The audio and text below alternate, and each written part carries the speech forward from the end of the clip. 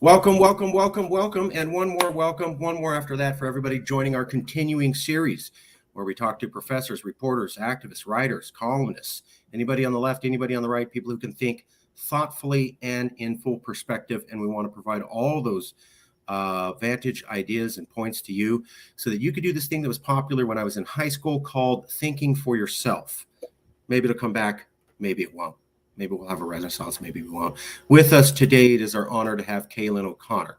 She's the professor and director of graduate studies at the University of California, Irvine, the Department of Logic and Philosophy of Science.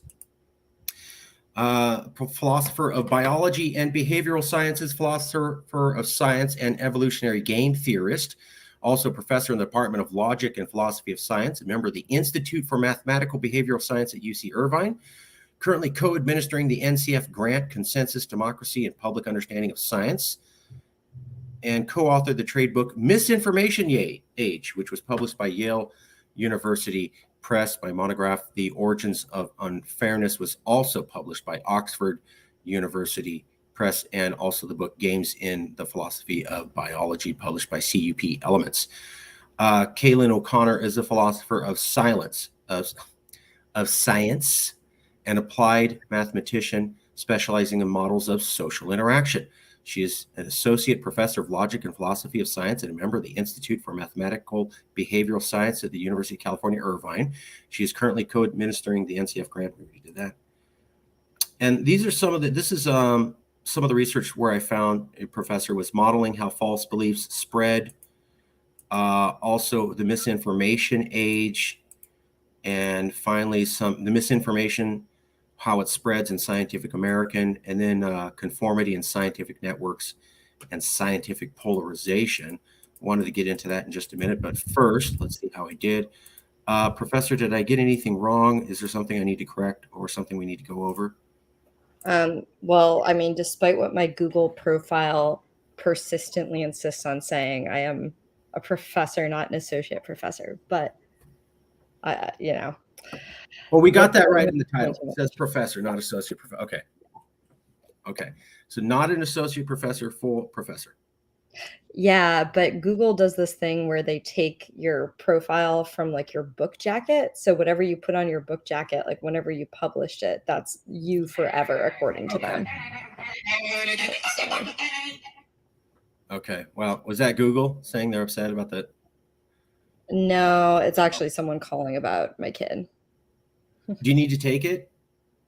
If that's okay, I would. But go ahead. I'm going to keep it going if you want to take the call offline. Oh, no, it's fine. I can call them back. But I mean, I was like, oh, if we can stop and then restart, that's fine. I can't. Once it's live, we're in. I'm sorry. No, keep going. Keep going. Okay. Since we got the background right, I appreciate it. Let me ask you first about modeling false beliefs. Effective political polarization making requires actors to have accurate beliefs about the domain in which they're acting, but false beliefs about matters of fact are widespread. Such false beliefs are often explained by appeal to individual epistemic factors, such as personal reasoning biases. But these individual factors are only part of the story, as most of what we know or believe we have learned directly from other people. Recently, philosophers have begun to use formal methods, including mathematical models, computer simulations, to explore various aspects of social epistemology.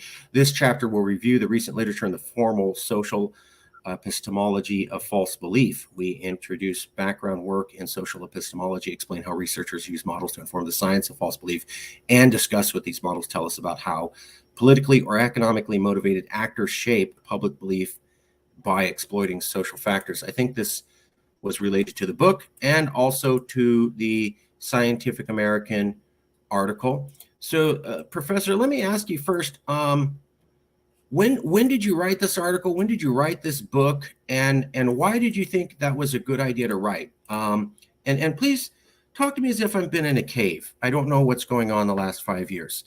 Why is this an important topic? Is it a problem? Why study this? Why did you think this was a worthwhile research topic?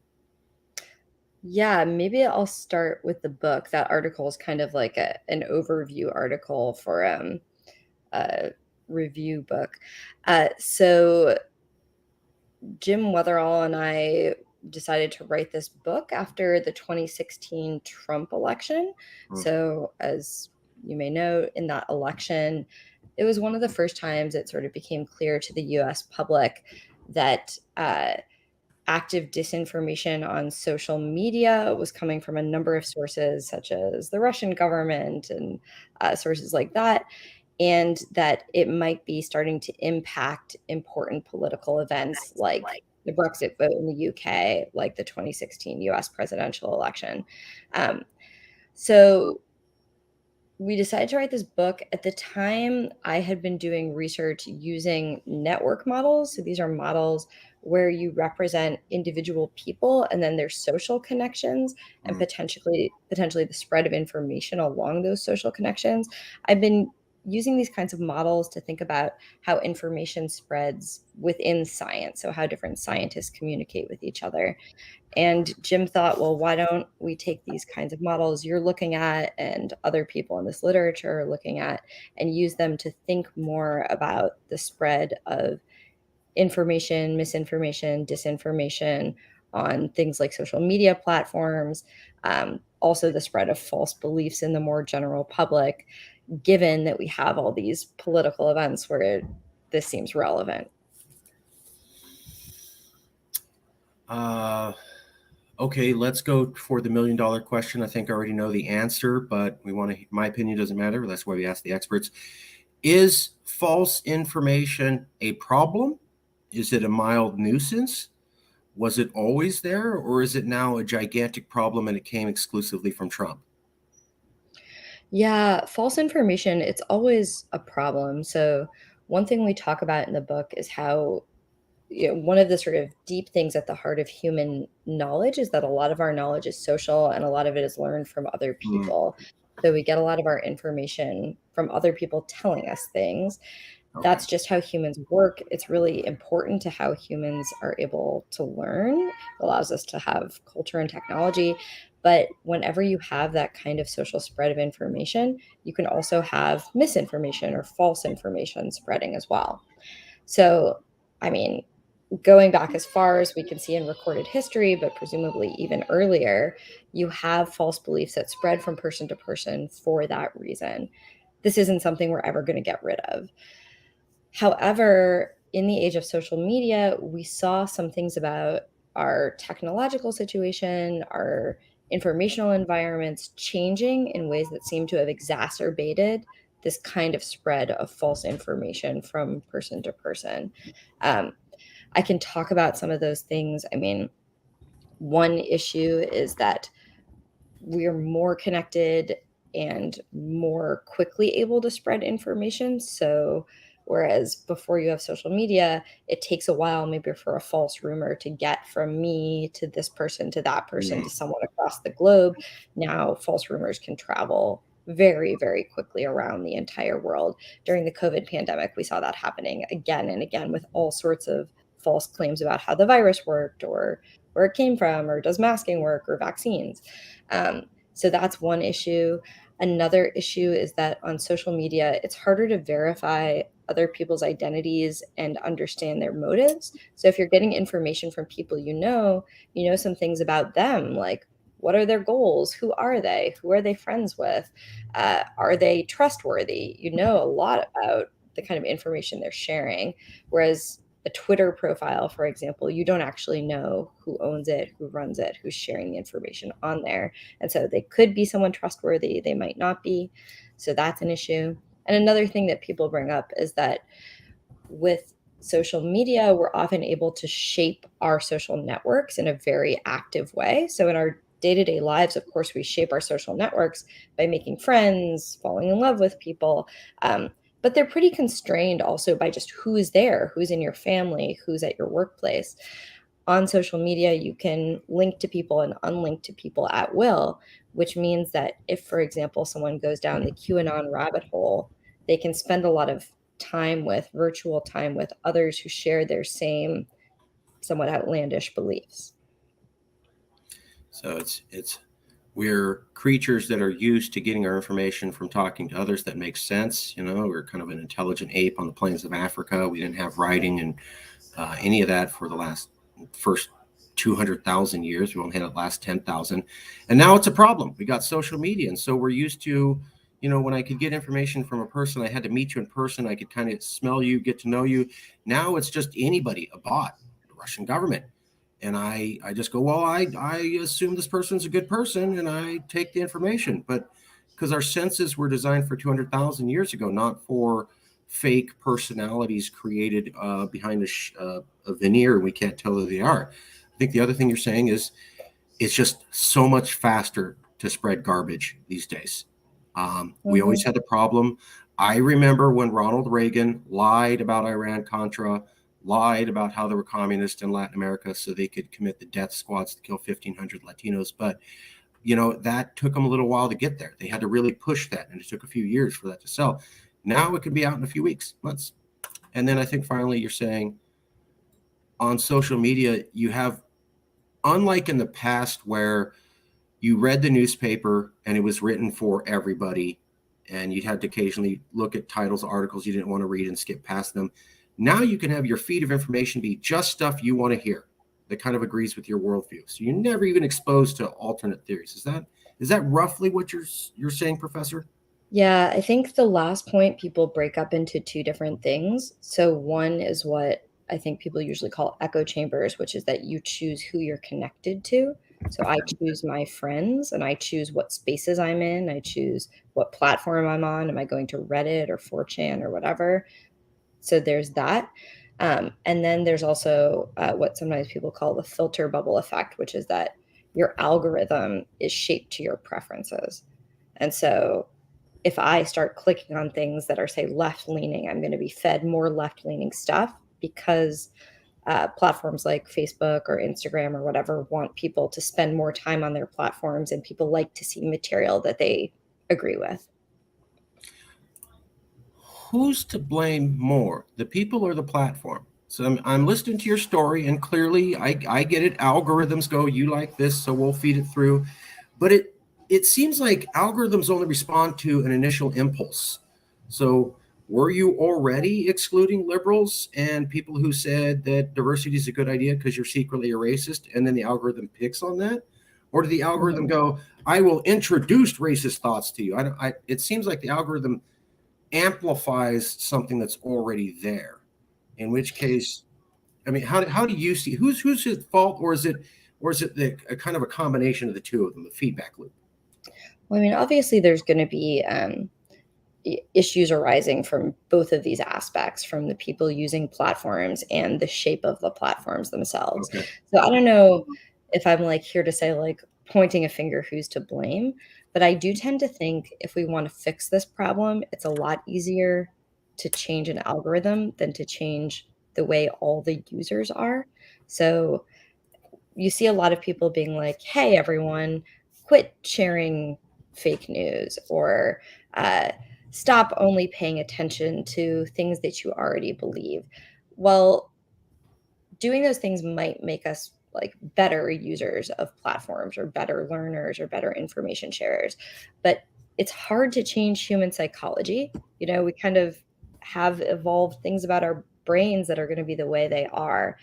So while I think that it is good to educate people about how best to use things like social media platforms, I like to focus on thinking about how we can make these platforms better information environments for all the people using them. And if you think about it, some changes to an algorithm can influence the way millions of users are interacting and sharing information, rather than trying to get a million users to change the ways they are interacting and sharing information. One thing is much easier to switch. Um, and it's not the case that algorithms just are kind of neutral amplifiers of the actions of users. Algorithms can be thought of as having goals that are put there by the people creating them. So usually the goals of algorithms are to provide content to users that will keep the users on that platform, that will in whatever way attract and retain those users, whether that's showing things that make them angry, whether it's showing things that make them laugh, showing things that they want to share, things that are novel or surprising. Um, that's often the goal of the algorithm. But there are a lot of things that can be done to make algorithms present information that's more accurate or more balanced or better for a user's state of belief. Uh, and I tend to think we ought to do those things more. I want to come back. I want to come back to this because I've long suspected this. When I started looking into the political polarization issue with Marjorie Taylor Greene's famous tweet on President's Day that we can't live together anymore, I'm not endorsing that statement. That's just what kind of got on my radar. I quickly came to the idea that if political polarization is a cultural issue, that's going to be generations of change involving scales of 100 to 200 million people. However, so I saw a lot of people saying, well, let's fix the algorithms. Let's get rid of the filibuster in the Senate. And I came to see why. If we have to do generational change, we're talking 10, 30 years. Algorithms could be fixed next year. Theoretically, right? Like theoretically, if everybody agreed, I know this is a fantastical example, but theoretically, if everybody agreed, AOC and Donald Trump hugged each other and said, we agree we need to change algorithms, and Congress passed a law, it would, this is a theoretical problem solver. This is something that's available to us that can actually solve the problem. It is theoretical to pass a law to force all these companies to change their algorithms to make us less hating and fighting each other. Is that roughly correct? Yeah, that is roughly correct. I mean, there's a lot of things that would have to go into shaping laws like that to be responsible, but it is certainly something that could be done. I will In theory. say in theory, yeah, in theory and in In theory. practice, I mean, there are countries that have much, much better regulation of social media content than the US, for example. Um, I will say, of course, we shouldn't blame all of the sort of issues of false belief, polarization, and misinformation on social media. I think social media platforms do play a big role in these things, but probably even a bigger role are things like partisan news sources, strongly partisan news sources like Fox News, for example, are extremely divisive and also spread quite a lot of misinformation and are very impactful. There's a lot of evidence that a lot of people pay attention to partisan news sources and their beliefs are shaped by them. So partisan news sources, even if we got rid of social media and we poof, this is the thing I do with all the professors. This was a magic wand, and I go poof. Yeah. Social media algorithms all fixed tomorrow. We still got a problem with partisan news sources. Is that right, Professor? Even if you got the algorithms right, everybody came together, Zuckerberg, everybody go, oh, we're gonna do what's right for America. You still have a problem with partisan news sources, and that doesn't go away just because you fix social media. Yes, I think that's right. Okay. Is the problem only on the right? Because I keep hearing this. I go, well, the problem with polarization is only on the right. And there obviously, there's a lot of problems on the right. But I recall that the Joe Biden administration was going to create a federal fact-checking agency, and that the person that they appointed to run the fact-checking agency herself had tweeted out misinformation before they appointed her to that position. Now, I think that what you're saying actually, so I would not want to say like all things are problems with the right or, sort of conservative side of the US. I would not say that. Okay. But I think that the story you're talking about is actually one where there was a kind of misinformation campaign against that head. I can't remember her name now, but that seemed strongly driven from the right and also very much intended to discredit her without a lot of evidence that she deserved that.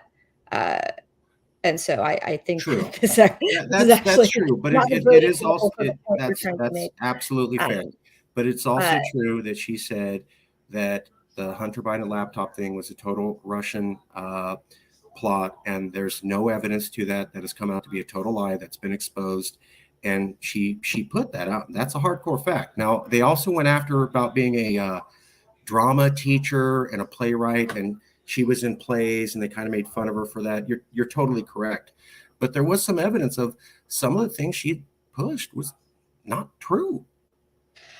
so I don't know all the details there. Let's see. We're Okay. talking about Nina Okay. Jankowicz.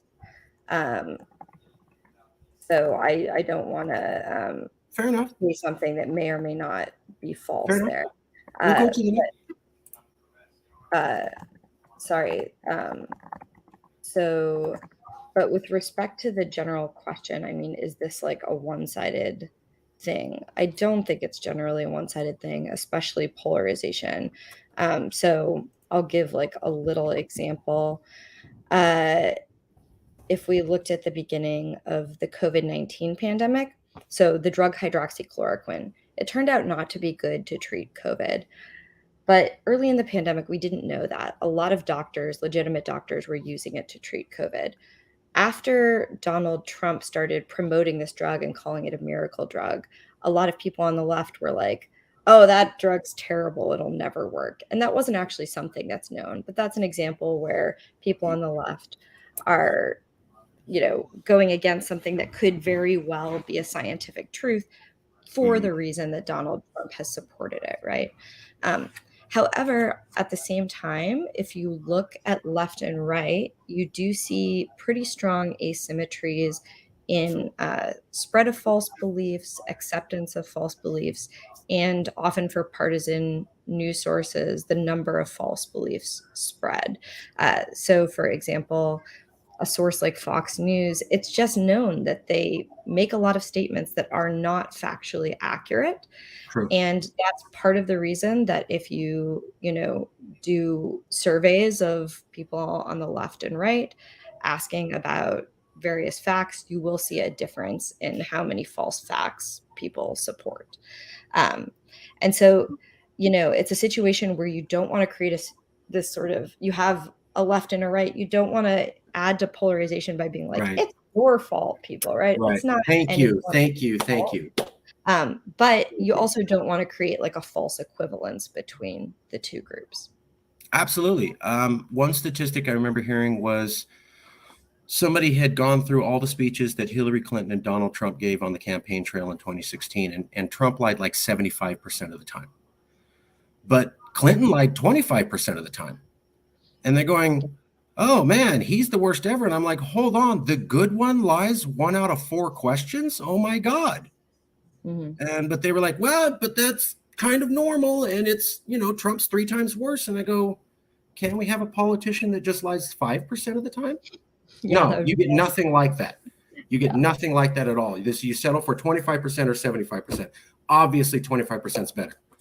But I Mhm. thought we kind of got a problem on both sides, don't we? It's not like we can go, well, both are straight shooters. Hillary Clinton's a straight shooter. She only lies 25% of the time. I get you can't really trust anything out of Trump's mouth. I get he's a dog whistling racist and a sexist and a bad person, but 25% is not No, great. it's not great either. Uh, I do want to ask you about these other white papers, if I may. Mhm. Conformity in scientific networks and scientific polarization. Mhm. Uh, I think what these are saying is that although scientists are trained and educated to not be biased, they're still humans, and there might be some bias. Is that roughly what's going on with these? Please tell. What are these studies getting at, Professor? Yeah, I mean, one thing that we've looked at the spread of information and beliefs in the general public, and we've focused a lot on the spread of information in science. The reason is that I'm a philosopher of science. So my area and my training is about looking at how science works and various things about how science could work better. And part of what we have argued is that it's often the case that even the people who are doing best at learning things and creating knowledge and spreading information, they may be doing quite well for humans, but at the end of the day, they're still humans, right? Right. They're still subject to things like in this paper, we look at conformity bias, the tendency that basically everyone shows to conform to those in their social networks, to want to believe the same things as other people, to act in the same ways as other people. And the fact that we all sometimes experience discomfort when we go against things that other people are saying, especially people who we are like personally connected to. Uh, and both of these studies say this. I Mhm. guess. So, okay, here's the question for you. Um, Not a hardball question, but kind of a controversial question. I don't do gotcha journalism. I'm trying to let you know up front.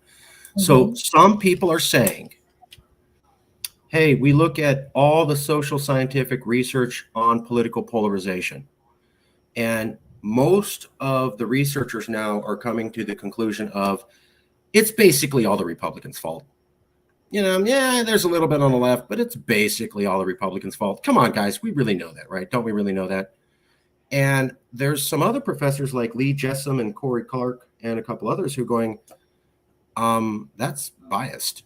And you might be having your political views come into your scientific, and maybe you're reaching conclusions that your science doesn't actually say because you watch a lot of MSNBC, CNN, and never watch any Fox News. You're a person too. And what they're also saying is that even if you're trained to be unbiased, even if you're thinking about how I'm watching for my biases, you could still be biased. That there's scientific research saying that even the people who are trained and conscientious, you could still have biases, even though you think I'm trained to avoid those and I'm looking for them. Could still happen. And that, when we look at some researchers have said, for example, I saw one researcher very well thought of in this field. She gave a lot of material on political polarization, a lot of data, but then at the end she goes, come on, guys, we know that really what the difference between the two parties is. One party is about repression of women and minorities, and the other party is about freedom. And I thought, Mhm. wow, that's kind of subjective and not based upon data. And then I saw another researcher who literally said, we need to scrap the idea that the left did anything wrong and just focus on the right and how they did everything wrong. And then there's two other researchers saying, well, there's some bias in the system. And then I'm looking at your papers that say scientists are humans. It's possible for them to have bias. Is it possible for researchers in social science who are studying political polarization to be human and have bias? And is it possible that the information we're getting isn't as accurate as it could be because of that?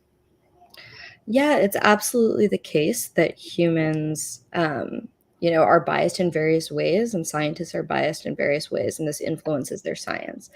It's also the case that there's a long history of, for example, industrial interests using this fact to try to hide the, you know, things they're doing that are very bad for humanity and public health. So, for example, if you look at people who raised worries about climate change in the 90s, you see responses from oil and gas representatives saying things like, well, they're just biased scientists, and if they have any sort of partisan beliefs, we can't trust the science on that. So I think it's a situation where you should expect um, you should expect their political beliefs to sometimes influence their science. At the same time, when there's a big preponderance of evidence and that huge preponderance of evidence is supporting a conclusion that seems just very clear given how many studies have been done, it would be like very irresponsible to not trust that preponderance of evidence because scientists showed these kinds of biases in some cases in some places. That's a complex, nuanced answer. Um, I don't really have anywhere to go from there. So yes, bias, but maybe not as much, and maybe people trying to suggest more bias than there actually is. Yeah, I mean, so of course, this is going to be a situation where almost everyone involved is going to have some political stake in the game, right? A lot of the people looking at this research are going to have some reason to want things to be one way versus another. Uh, so it's both the case that you could be worried that scientists doing the research, their political beliefs are shaping some of the choices they're making.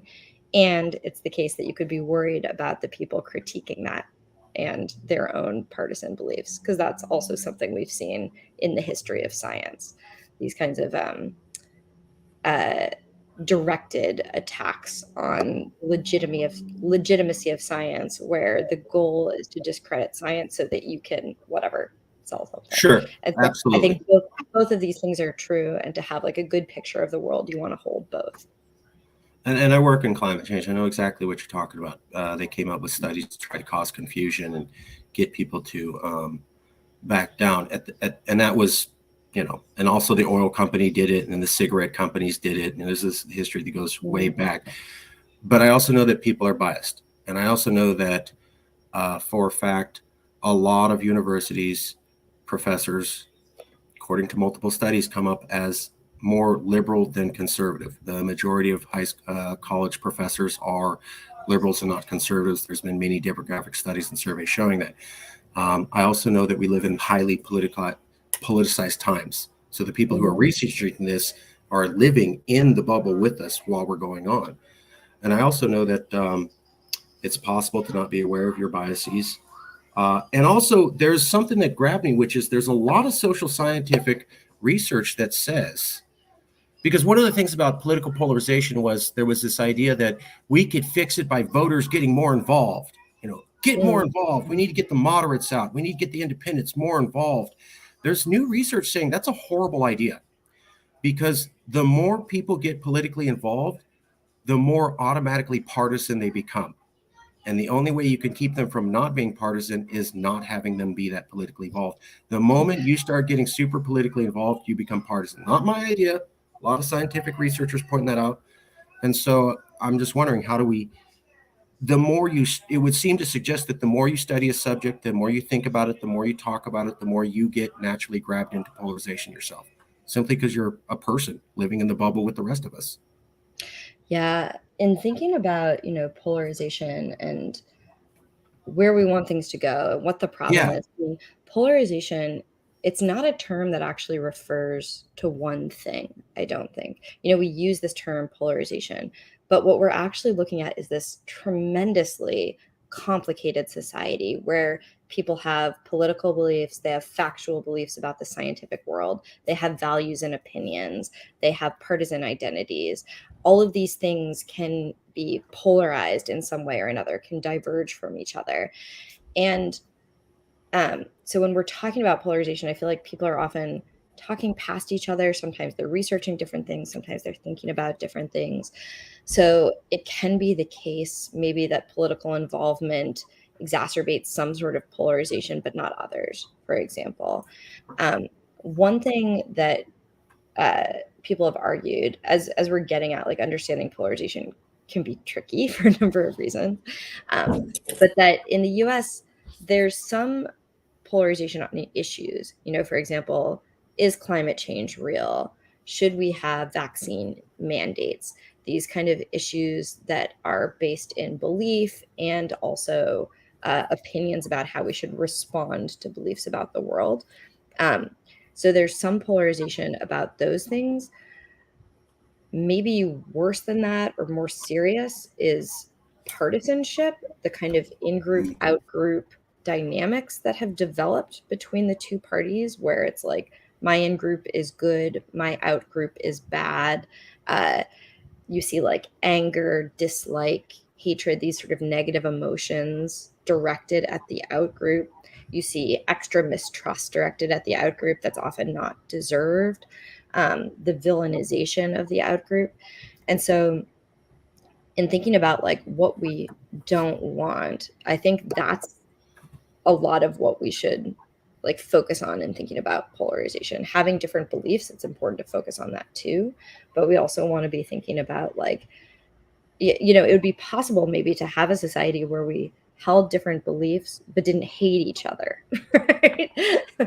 And didn't totally think like the other people are bad because they have I a keep different. going back to Reagan. Reagan was a partisan. I'm not endorsing Reagan. I don't really like him, but Reagan was a partisan, and he'd slam the Democrats, but he'd also work with them and get legislation passed. And it seems like today we just have the first half of Reagan and not the second half. Yeah. Like, there used to be a time where Reagan was a partisan.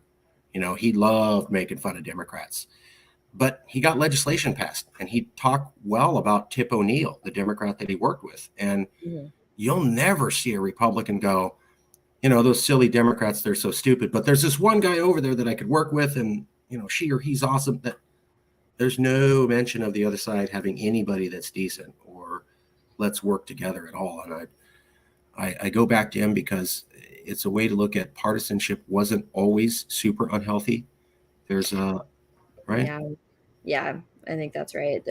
Well, yeah, I mean, I wouldn't be like, I think it's great to be mocking the other party for Of political views. course. Like, I still don't think that's good.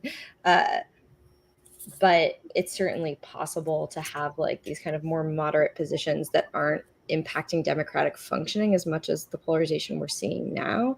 What we don't want is polarization that means that our democracy doesn't work or that it can't make good decisions to protect public health and interests, right? Um, that's where the rubber really meets the road, like some of the biggest harms of polarization. Of course, there are other kinds of harms in day-to-day life if people can't get along or are arguing too much or can't engage in other kinds of like joint action or governance. But what we want to stop are the things that are preventing our government and society from coordinating and Right. functioning together. Right.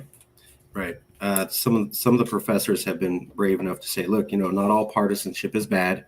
We've just taken it to such a super ridiculous level where it's ineffective. You have to have differences between the parties. You have to have people say, we want to push this policy instead of that policy, so the voters have some idea of what to vote for, difference in the votes. We've just made it unworkable, just so unworkable. Just, we had, like, it went from adult argument to only children arguing. We used to be able to have reasonable adult arguments. It seems like we can't do that anymore.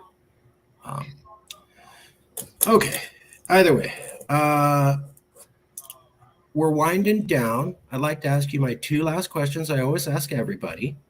Mm-hmm. You're not you. You're not me. You're a third-party person. They're watching this interview and they go, wow, I learned a lot. That professor was very informative, very well-researched, great Very talk. nice of them. This is the third party. This isn't me. This is the third party. I don't know this person. They're saying, well, great talker, well-informed, so educated. I couldn't remember everything she said, but there was this one thing the professor said, and it's 5 days after I finished watching that interview. And while I can't remember everything, there was this one thing she said, and I can't stop thinking about it.